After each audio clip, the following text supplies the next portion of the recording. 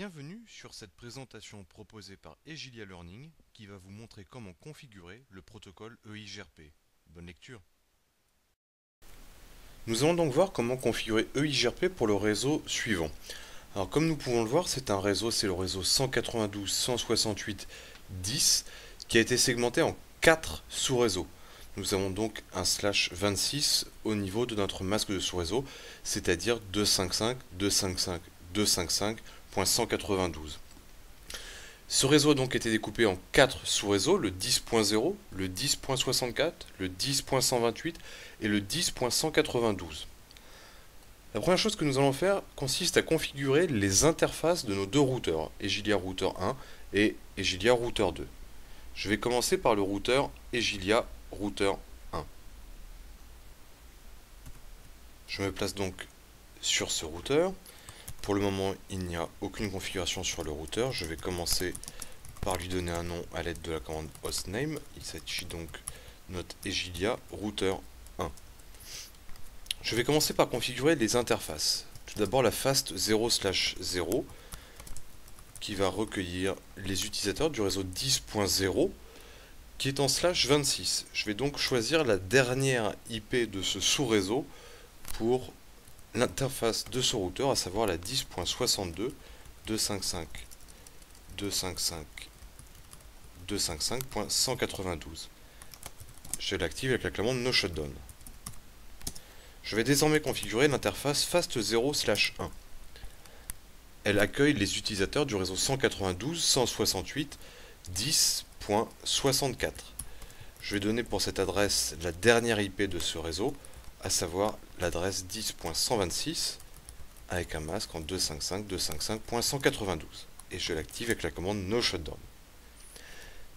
Je vais désormais configurer l'interface serial qui me connecte vers mon deuxième routeur dont l'IP est 212.25.32.5 avec un masque en 255.255.252.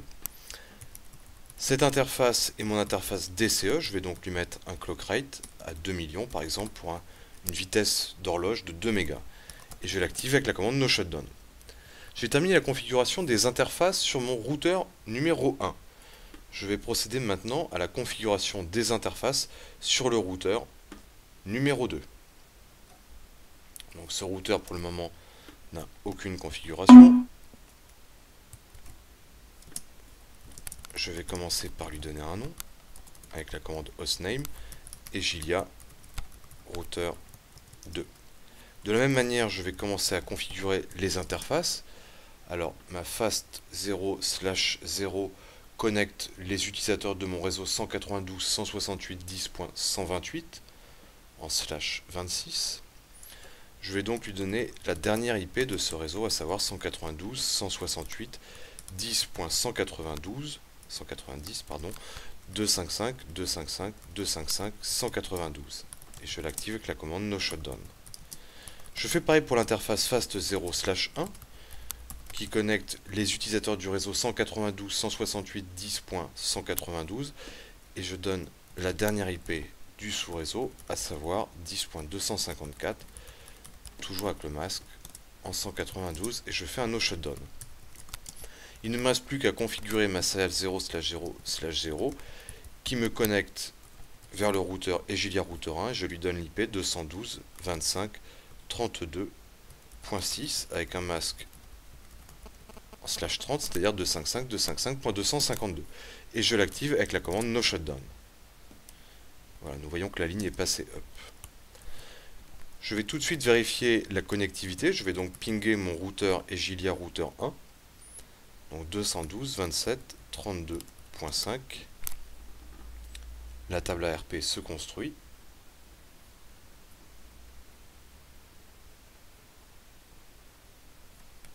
Donc ping 212.25.32.5.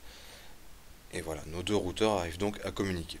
Donc au niveau des interfaces, notre configuration est terminée. Il est donc maintenant nécessaire de configurer le routage. Je vais donc repasser sur mon routeur Egilia Router 2.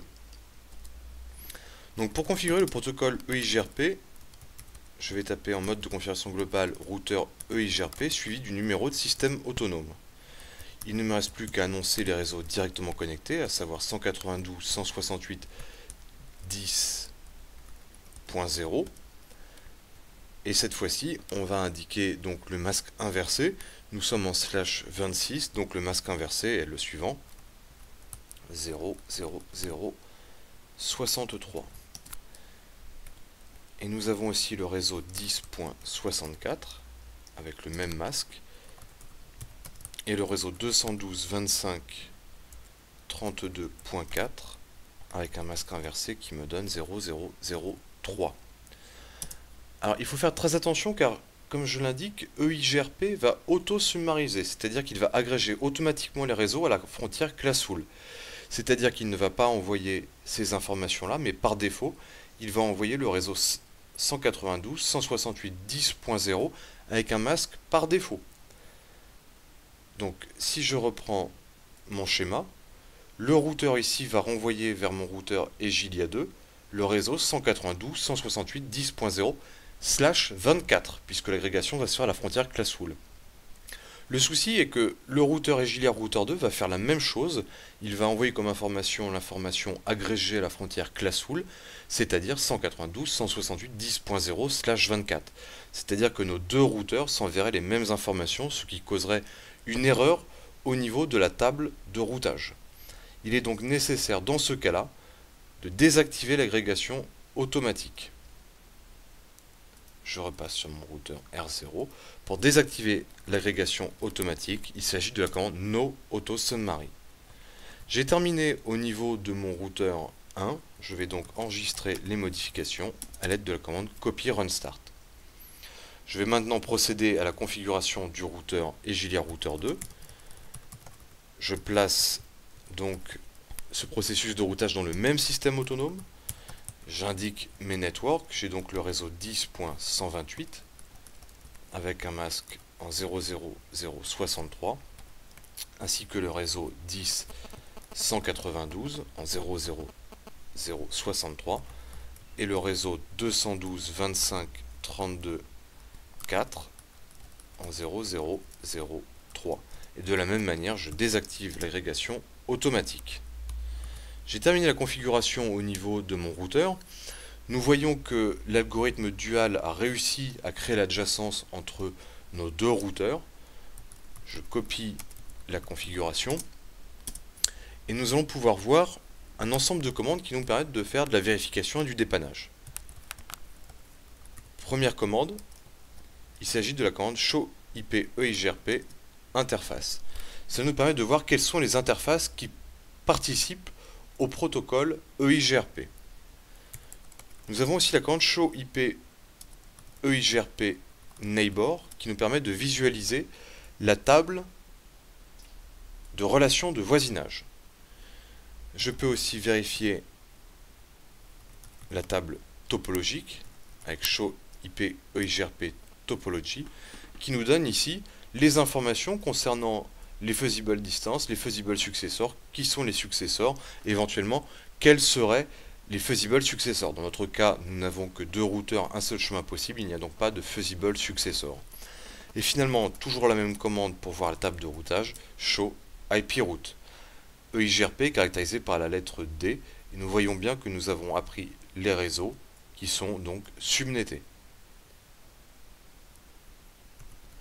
Nous pouvons aussi voir une commande de debug, c'est la commande debug EIGRP packet, donc pour voir des informations au niveau du protocole Hello. Donc je vous rappelle que le protocole Hello est le protocole qui est utilisé pour voir comment se forment les relations de voisinage. Donc nous voyons en temps réel les échanges de paquets Hello. Pour arrêter le debug, je peux taper undebug all. Nous avons aussi la commande debug EIGRP FSM comme fusible successor qui nous permettent de voir des informations concernant les différents routeurs qu'il est possible de joindre pour atteindre une destination. Donc dans notre cas, toujours, nous n'avons que deux routeurs, une seule route possible. Nous n'aurons donc pas d'informations en temps réel sur les fusible successors. Voilà au niveau de EIGRP.